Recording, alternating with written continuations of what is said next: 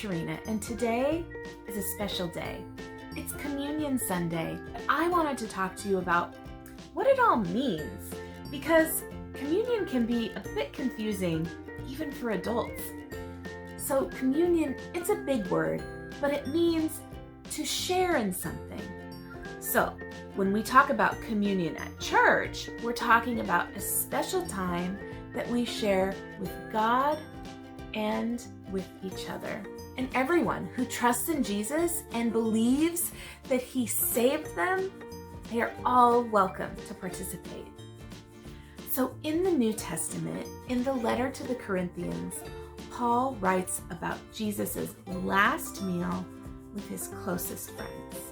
You see, on the night before He died, Jesus gathered His beloved disciples together for a meal. And first, He took some bread and He said a blessing, and then He broke it so that it could be shared. And He told His disciples, "This bread is my body given for you."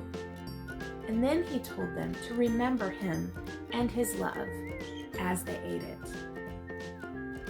Then after the bread, He took the cup and He told His disciples that it represented a new promise sealed in His blood. And Jesus wanted them to share the cup and drink from it.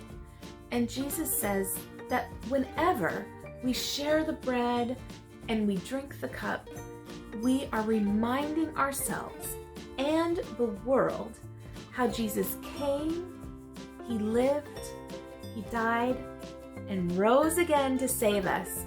And He did all of that out of love for us.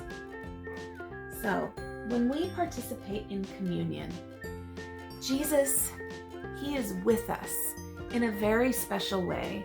We are drawn nearer to Jesus and to those who are taking communion with us. So communion can be one of those times that you feel just closest to Jesus. And this is why communion is not something that we rush through. As we eat the bread and drink the juice, we will remember that Jesus is God and that He gives us life, He loves us, He forgives us. We also remember that He's with us, so we do not need to worry about anything. We participate in communion every month because we need those reminders often. This world can be so hard. Jesus' promise to us is greater than anything that we might face. Now, it is totally okay if communion is still a little bit confusing. You can talk with the adults in your home about it some more. And parents, I have posted some helpful tips on how to talk to your kids about communion at KentCov.org/kids.